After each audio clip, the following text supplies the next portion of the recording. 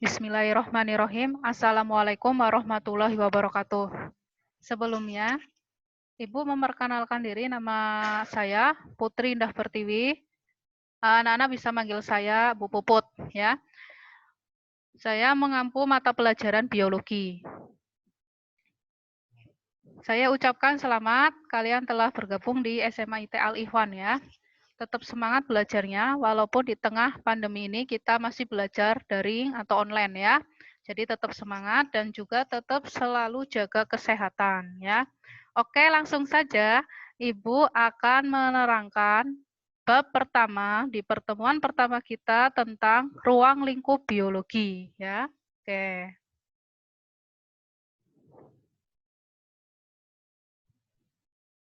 Oke. Biologi sendiri terdiri dari dua kata, bio dan logos, ya. Bio artinya makhluk hidup.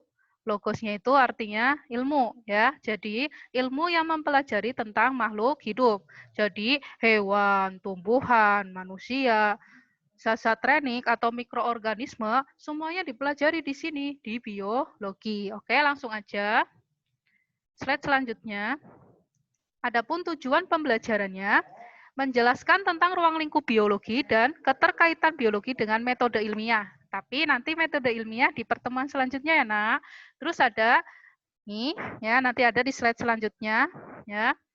Mengidentifikasi cabang-cabang biologi, ya. Jadi biologi itu banyak sekali cabangnya, ya. Selanjutnya ada menganalisis manfaat biologi. Manfaat kita belajar biologi itu apa, ya. Oke, slide selanjutnya. Karakteristik dasar makhluk hidup. Ini contohnya ada sel, ya. Sel merupakan unit struktural terkecil penyusun makhluk hidup. Ini contohnya ada sel bakteri ya, yang masih sederhana, prokariotik atau nama lainnya ya. Terus di sini contoh lain ialah manusia ya. Kalian bisa lihat mengalami tumbuh dan kembang. Ini bisa dilihat dari rentang usia ya, dari balita, anak-anak, remaja, dewasa sampai manula ya. Terus di sini ada pun adaptasi terhadap lingkungan. Ini contohnya ada bunglon ya. Dia merubah warna sesuai dengan tempat yang ditempatinya ya. Ini untuk menghindari musuhnya ya. Nah, selanjutnya ada contoh, ada gambar melakukan proses metabolisme. Apa sih Bu metabolisme itu? Metabolisme itu suatu reaksi kimia yang terjadi di dalam tubuh makhluk hidup. Saya tekankan ya, makhluk hidup. Jika makhluk tersebut mati alias tidak hidup, berarti terhenti metabolismenya ya. Oke, slide selanjutnya. Struktur organisasi kehidupan nih, nah. Ada sel, ternyata ada yang lebih kecil lagi, molekul ya. Sebenarnya ada yang lebih kecil lagi, namanya atom ya, tapi kita bahas aja sesuai ya di sini sel. Jaringan. Jaringan berarti apa?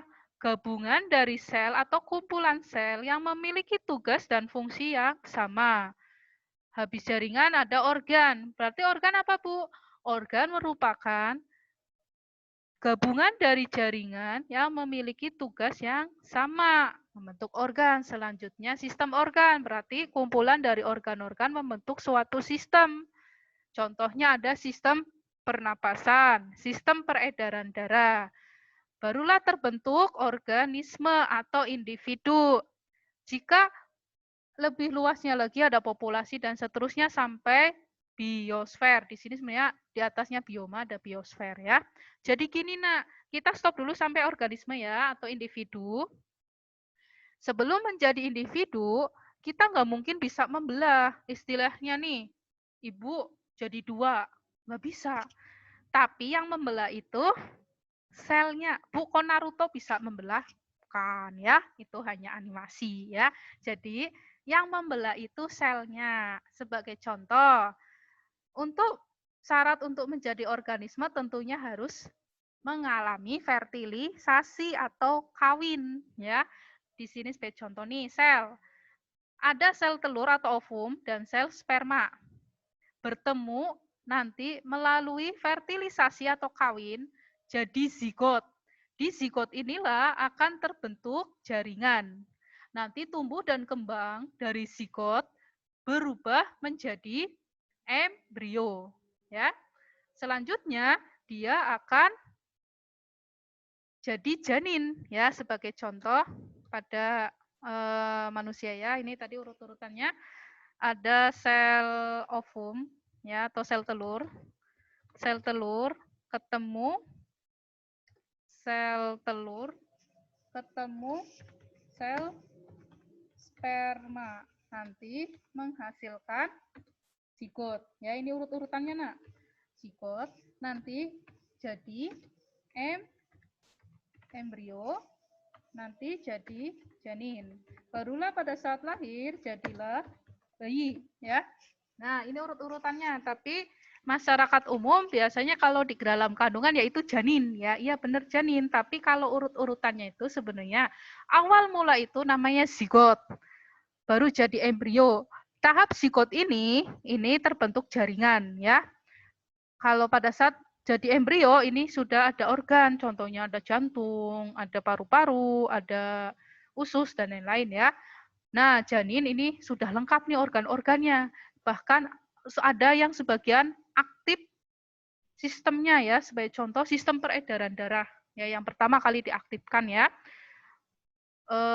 Nanti pada saat dilahirkan bayi ada sistem pernapasan yang paling terakhir diaktifkan, ya. Jadi nggak heran jika semua bayi baru lahir tangis itu normal, ya.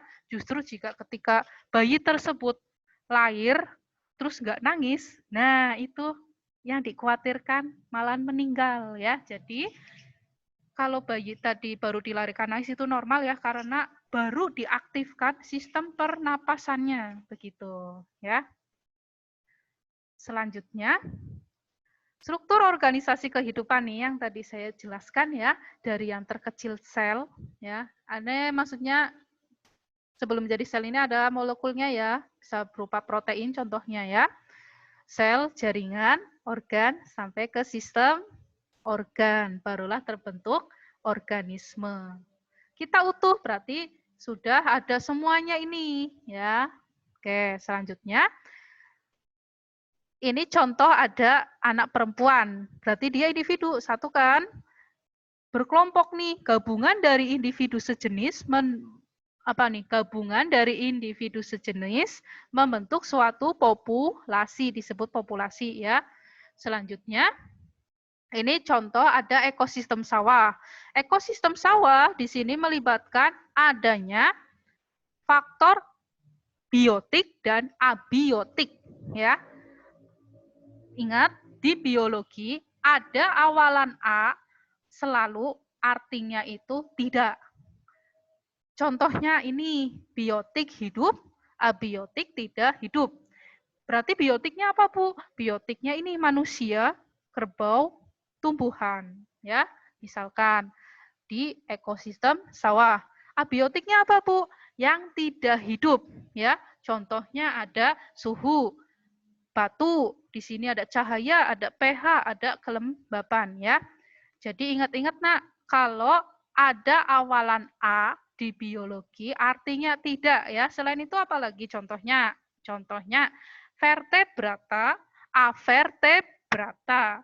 Vertebrata bertulang belakang, avertebrata tidak bertulang belakang, ya, hewan itu.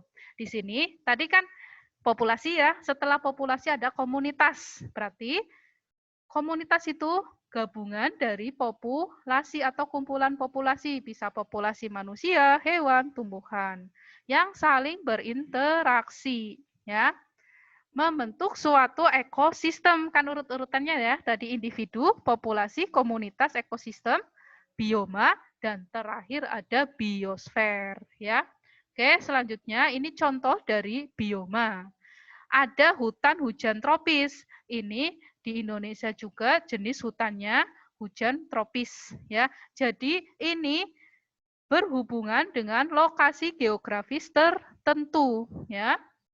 Jadi di Indonesia dengan contohnya di Timur Tengah, ya, ataupun di Mesir beda geografisnya, ya. Dia memiliki padang pasir, ya. Contoh lain selain padang pasir ada padang savana, ada apalagi taiga, ada tundra ya. Nanti bisa dilihat di buku paketnya itu sudah lengkap ada jenis-jenis bioma. Ini hanya sebagian contohnya aja ya, ada hutan hujan tropis ya.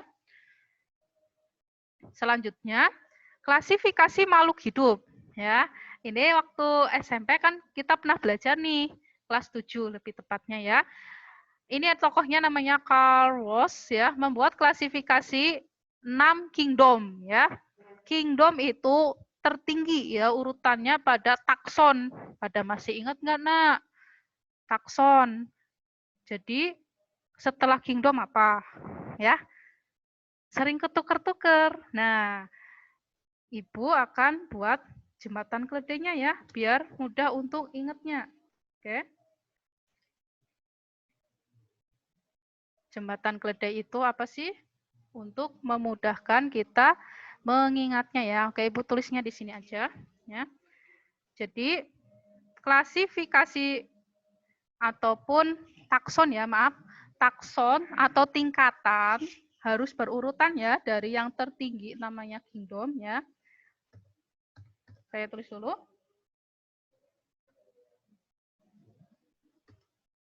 Ya. Oke. Takson hewan ya. Takson untuk hewan. Jadi nih kalian ingat-ingat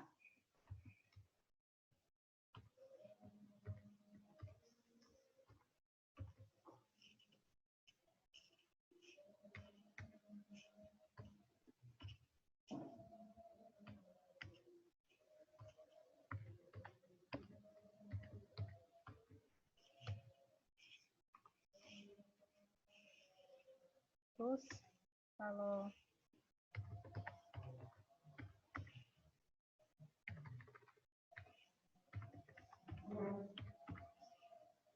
kalau tumbuhan kalian ingat-ingat Phages ya.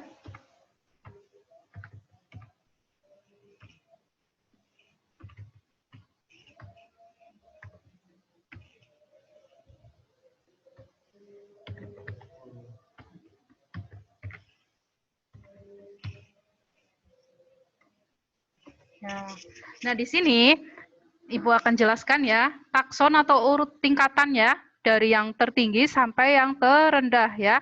Jadi, kalau untuk hewan, kalian ingat-ingat Phages. Sementara kalau untuk tumbuhan, kalian ingat-ingat Phages. Maksudnya apa sih Bu ini? Oke, saya jabarkan satu persatu. Ki itu dari kata kingdom ya, kingdom. V-nya itu apa? Filum. K-nya itu apa? Kelas. O-nya itu apa? Ordo. V-nya itu family. G-nya itu genus. S-nya itu spesies. Oke, saya tulis di sini ya. Q-nya tadi kingdom. Terus tadi V-nya itu filum. Kelas. Ordo. Family. Genus. Dan spesies ya. Ini untuk tumbuhan pun sama aja, cuma yang berbeda kalau pada tumbuhan filumnya diganti divisio ya. Di sini tumbuhan dalam kurung atau ya di sini divisio biar kalian mudah untuk ingat-ingatnya ya. Jadi sekali lagi Bu jelaskan takson hewan untuk hewan ya, Phages. Ini saya yakin kalau kalian sudah hafal jembatan keledainya tanpa lihat buku pun mudah untuk ingatnya ya. Jadi Q-nya itu kingdom, V-nya itu film, K-nya itu kelas, O-nya itu ordo, V-nya itu family, G-nya itu genus, S-nya itu spesies ya. Ini sudah urut nih dari kingdom sampai spesies, dari yang terbesar sampai yang terkecil. Kadang anak-anak sering ketukar dari kingdom langsung ke kelas, dari kingdom langsung ke ordo, habis kelas ke family, ataupun habis family langsung spesies. Salah ya, jadi harus berurutan ya. Ini berlaku untuk tumbuhan juga, singkatannya sama, cuma yang membedakan kalau tadi hewan pakainya film, ya ini saya atau film. Cuma diganti, D-nya itu diganti divisio ya, jadi kingdom, divisio, kelas, ordo, family, genus, dan spesies. Jadi singkatannya Kidicophages begitu ya. Oke, kita balik lagi ke si Carl Woese ya. Jadi dia membuat klasifikasi makhluk hidup ke dalam 6 kingdom ya, ini tingkatan tertinggi. Ada kerajaan Archaebacteria atau Archaea, Eubacteria, bakteri, Protista, fungi, lantai, animalia ya. Nih gambarannya ya kurang lebih. Selanjutnya sistem klasifikasi 6 kingdom. Nah, ini ada gambarannya ya. Animalia ini contohnya kelas Aves, unggas ya. Lantai tumbuhan, bakteri, fungi jamur, protista ini misalkan ya protozoa ya. Atau protista yang mirip hewan ya. Selanjutnya slide terakhir nih, cabang-cabang ilmu biologi. Jadi biologi itu ceritanya emaknya ya, punya anaknya banyak ya. Di sini ini ada 6, sebenarnya cabangnya banyak sekali ya. Jadi ini ada virologi, ini khusus mempelajari tentang virus ya. Mikologi ini khusus mempelajari tentang jamur. Zoologi mempelajari tentang hewan. Botani ini kaitannya dengan tumbuhan atau tanaman. Entomologi mempelajari tentang serangga ya. Jadi ini contoh cabang ilmu biologi atau anaknya biologi, emaknya tetap biologinya. Sebenarnya ada patologi mempelajari penyakit, ada anatomi mempelajari bagian dalam organ bagian dalam ya. Ada banyak sekali ya cabang-cabang dari ilmu biologi. Oke, untuk pertemuan pertama kita ini cukup sekian ya. Nanti insya Allah di pertemuan selanjutnya kita mempelajari tentang metode ilmiah ya. Oke, Ibu akhiri ya. Cukup sekian.